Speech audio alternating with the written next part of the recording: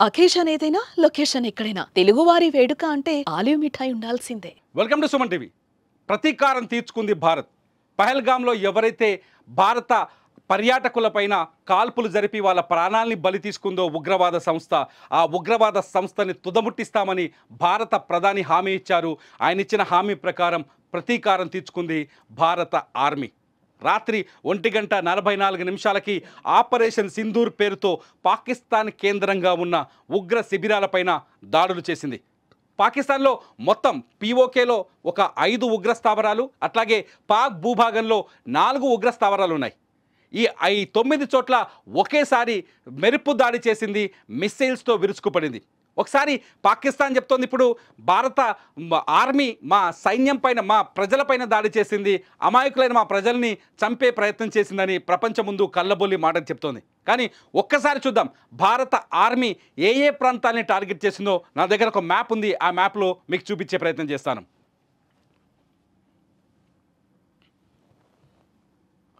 ఒకసారి చూడొచ్చు, భారత ఆర్మీ రాత్రి దాడి చేసిన ప్రాంతాన్ని మనం చాలా స్పష్టంగా చూడొచ్చు. ముందు పాక్ భారత సరిహద్దును ఒకసారి చూద్దాం. నిజానికి ఇదంతా భారత సరిహద్దే, ఇదంతా నిజానికి భారత సరిహద్దు. ప్రస్తుతం ఈ ప్రాంతం పీఓకేగా ఉంది. ఈ పీఓకేని కేంద్రంగా చేసుకొని పాకిస్తాన్ ఆర్మీ ఉగ్రవాద సంస్థలకు ఫండింగ్ ఇస్తుంది. ఇక్కడి నుంచే లష్కరే తోయిబా, జైషే మహమ్మద్, హిజ్బుల్ ముజాహిదీన్ వంటి తీవ్రమైన ఉగ్రవాద సంస్థలు భారత్ పైన దాడులు చేస్తున్నాయి. ఫస్ట్ రాత్రి జరిగిన దాడులను ఒక్కసారి ఎంక్వైరీ చేస్తే ఎక్కడెక్కడ జరిగింది చూస్తే ముజఫరాబాద్లో 2 దాడులు జరిగాయి. 2 దాడులు ముజఫరాబాద్లో జరిగాయి. ఈ 2 దాడుల్లో ముజఫరాబాద్ జైషే మహమ్మద్ ఉగ్రవాద సంస్థకి కేంద్రంగా ఉంది. ముజఫరాబాద్ కేంద్రంగా పెట్టుకొని ఎవరైతే మసూద్ అజార్ ఉన్నారో, మసూద్ అజార్ భారత్ పైన ఉగ్రవాదాన్ని ఉసుగొలుపుతున్నాడు. ఇక్కడ మరో స్థావరం హిజ్బుల్ ముజాహిద్దీన్కి సంబంధించిన స్థావరం కూడా ఉంది. ఇక్కడ 2 ఉగ్ర స్థావరాల పైన దాడి జరిగింది. ఇకపోతే కోట్లాలో 2 ఉగ్ర స్థావరాలు ఉన్నాయి. ఇక్కడ కూడా హిజ్బుల్ ముజాహిద్దీన్, లష్కరే తోయిబాకి సంబంధించిన ఉగ్ర స్థావరాలు ఉన్నాయి. ఇక్కడ కూడా 2 ఉగ్ర స్థావరాలని రాత్రి భారత ఆర్మీ లేపేసింది. కోట్లీ, గుల్పూర్ ఏరియాలో ఉన్నాయి. ఈ కోట్లీ, గుల్పూర్ ఏరియా పక్కనే ఉంటాయి. ఇది పీఓకేకి దగ్గరగా ఉంది. ఈ పీఓకేకి దగ్గరగా ఉన్న ప్రాంతంలో 2 ఉగ్రవాద స్థావరాల్ని రాత్రి భారత ఆర్మీ లేపేసింది. ఇకపోతే భింబేర్, ఇక్కడ ఒక ఉగ్రవాద సంస్థ ఉంది. ఇది కూడా పీఓకేకి ఆనుకొని ఉంది. పీఓకేని ఆసరగా చేసుకొని ఇక్కడ నుంచి ఉగ్రవాద చర్యలకు పాల్పడుతున్నారు. ఇక్కడ కూడా లష్కరే తోయిబా, జైషే మహమ్మద్కి సంబంధించిన ఉగ్ర శిబిరాలు ఉన్నాయి. ఇక్కడ రాత్రి భారత ఆర్మీ అటాక్ చేసింది. ఇక్కడ కూడా ఉగ్ర శిబిరాలు నేలమట్టమయ్యాయి. ఇకపోతే తర్వాత సైల్కోట్, ఈ సైల్కోట్లో కూడా రాత్రి అటాక్ జరిగింది. ఇది ఇక్కడ లష్కరే తోయిబా, హిజ్బుల్ ముజాహిద్దీన్కి సంబంధించిన ఉగ్ర స్థావరాలు ఉన్నట్టుగా గుర్తించింది. ఇంకా పూర్తి వివరాలు రావాల్సి ఉంది. ఆ తర్వాత చాక్ ఆర్మో, ఇది కూడా పీఓకేకి దగ్గరగా ఉంటుంది. ఇవంతా పీఓకేకి దగ్గరగా ఉంది. పీఓకే సరిహద్దు, భారత సరిహద్దుకు, అంతర్జాతీయ సరిహద్దుకు దగ్గరగా ఉంది. ఇక్కడ కూడా రాత్రి ఉగ్రస్థావరం నేలమట్టమైంది.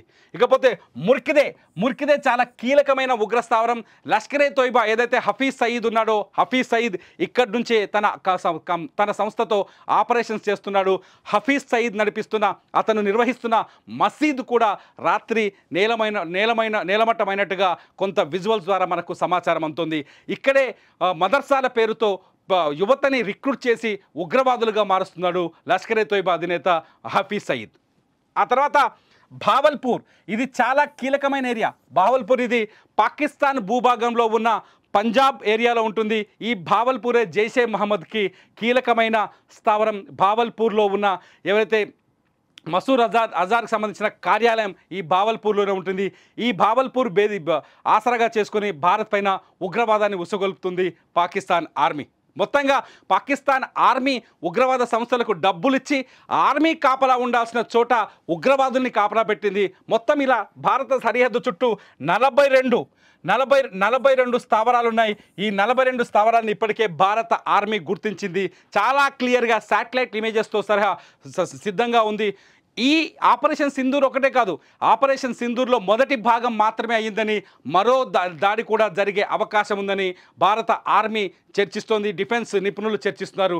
మొత్తానికి పాకిస్తాన్కి గుణపాఠం చెప్పడం మొదలైంది. ప్రపంచ దేశాల ముందుకు వెళ్ళిన పాకిస్తాన్ ఏం చెప్తోంది? మా ప్రజలపైన దాడి చేశారని చెప్తోంది. కానీ భారత ప్రభుత్వం, భారత ఆర్మీ చాలా క్లియర్గా విజువల్స్తో సహా చాలా స్పష్టంగా చెప్తోంది, ఆపరేషన్ సింధూర్ కేవలం ఉగ్ర స్థావరాన్ని పేల్చేందుకే చేశామని. ఆ 9 ఉగ్ర స్థావరాలకు సంబంధించిన ఏరియాలని, లొకేషన్స్ని, ఫుటేజ్ని చాలా క్లియర్గా ప్రపంచానికి చూపించేందుకు భారత ఆర్మీ సిద్ధమవుంది. మీరేమనుకుంటున్నారు? ఇంకా ఈ దాడి సరిపోతుందా పాకిస్తాన్కి? ఇంకా గుణపాఠం చెప్పాల్సిన అవసరం ఉందా? ఈ 9 ఏరియాలోనే కాదు, మొత్తం 42 ప్రాంతాల్లో పాకిస్తాన్ భారత సరిహద్దు చుట్టూ ఉగ్రవాద సంస్థను ఏర్పాటు చేసింది, ఉగ్రవాద స్థావరాలను ఏర్పాటు చేసింది. ఈ 42 ఏరియాల్ని లేపేయాల్సిన అవసరం ఉందని భారత ప్రజలు కోరుకుంటున్నారు. మరి మీరేమనుకుంటున్నారో ఈ వీడియో కింద కామెంట్ చేయండి. చూస్తూనే ఉండండి సుమన్ టీవీ.